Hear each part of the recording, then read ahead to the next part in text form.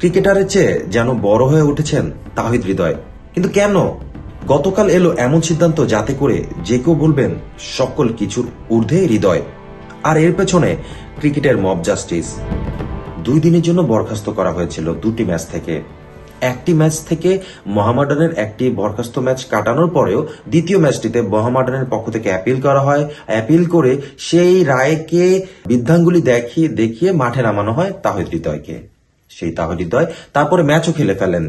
গতকালের ঘটনা যেটা ঘটেছে সেটা হচ্ছে আমাদের বাংলাদেশের superstar ex player Tamim Iqbal Khan হঠাৎ বিসিবিতে উপস্থিত, সাথে বাংলাদেশ টিমের সবাই উপস্থিত। কিন্তু এই যে ওনার আশাটা, অনেক কিছু নিয়ে আলোচনা হবে, অনেকগুলো কোশ্চেন তাকে করা হবে বা অনেকগুলো রিপ্লাই দিবে, কিন্তু ঘুরে ফিরে উনি ওই তাহিদ হৃদয়ের ব্যাপারটাতেই আটকে ছিলেন। সেখানে প্লেয়ারটাই তার বড় ব্যাপার ছিল।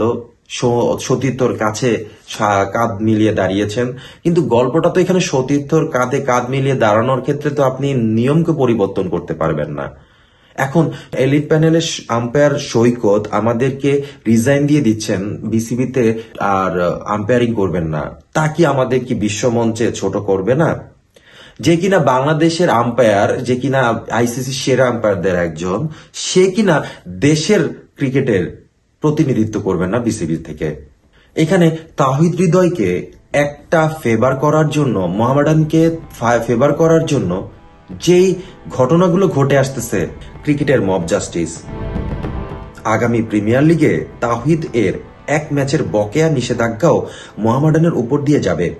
কিন্তু প্রশ্নটা হলো, যদি কোনো কারণে মোহামেডানে তিনি না খেলেন তখন কি হবে? কোন দল কি এটা জেনেও হৃদয়কে দলে নেবে যে লিগের প্রথম ম্যাচেই তাকে মাঠে নামানো যাবে না?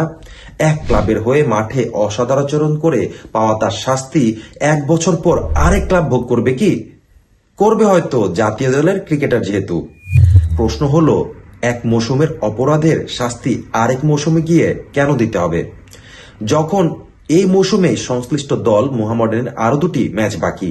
এটা কি একটি নির্দিষ্ট দলের প্রতি স্পষ্ট পক্ষপাতিত্ব নয়? যেই ক্লাব হৃদয়কে আগামী লিগে দলে নেবে তাদের প্রতিও অগ্রিম অন্যায় করা হলো না? বিসিবি সভাপতির সঙ্গে সাক্ষাতের পর সংবাদ মাধ্যমের সঙ্গে কথা বলেন তামিম ইকবাল। সৌজন্য ছবি এ উদাহরণ সামনে রেখে ভবিষ্যৎ যদি অন্য কোনো ক্লাব বা ক্রিকেটার এমন সুবিধা চায়, কোন মুখে বিসিবি তাদের না করবে? ঐতিহ্যবাহী মোহামেডানই বা কিভাবে বলবে আমরা এটা মানি না? বরং ভবিষ্যতে যতবার এ জাতীয় সমস্যায় আক্রান্ত হবে বাংলাদেশের ক্রিকেট, যতবার আলোচনা হবে আইসিসির এলিট আম্পায়ার শরফুদ্দুল্লাহ ইবনে শহীদের ক্ষোভ অপমানজনিত পদত্যাগ নিয়ে, ঠিক ততবারই দেশের ক্রিকেটের এসব কলঙ্কের সঙ্গে উচ্চারিত হবে ঐতিহ্যবাহী মোহামেডানের নাম। হৃদয়ের আজকের ম্যাচ খেলায় যে নিষেধাজ্ঞাটি থাকার কথা ছিল, একদল ক্রিকেটারের চাপে পড়ে 24 ঘন্টার কম সময়ের মধ্যে অবস্থান বদলে কাল তা 1 বছর পিছিয়ে দিয়েছে তথাকথিত স্বাধীন টেকনিক্যাল কমিটি।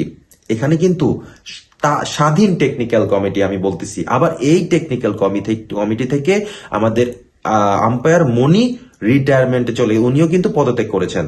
বোর্ডের ওপর সেই চাপ প্রয়োগ করা ক্রিকেটারদের নেতৃত্ব আবার ছিলেন আন্তর্জাতিক ক্রিকেট ছেড়ে সংগঠক ক্যারিয়ার গড়ায় মনোনিবেশ করা তামিম ইকবাল।